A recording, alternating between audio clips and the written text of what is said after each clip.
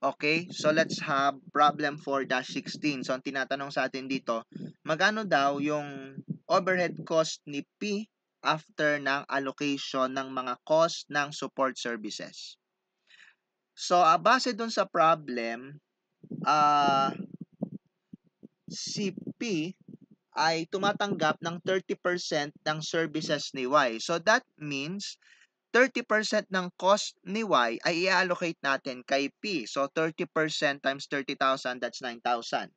Pag tiningnan din natin yung table, si P ay tumatanggap ng 50% ng services ni X. So, that follows na 50% ng services ni X, ibibigay natin or i-allocate natin kay P. So, magkano yon?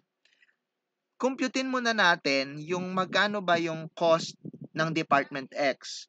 So that's 46,000 plus 10% ng cost ni Y. Kasi pag tiningnan mo yung problem, yung table, si Department X ay tumatanggap ng 10% ng services ni Y. So, ibig sabihin, yung 10% ng 30,000 na cost ni Y, bibigay mo kay X.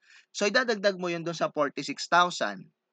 Kaya, pag tinotal mo yun, kunin mo yung 50%, yun naman yung cost ni X na ibibigay mo kay P.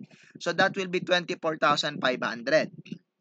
At idadagdag mo yung direct cost ni P na 95,000. Kaya ang sagot natin dyan sa problem na yan ay 128,500.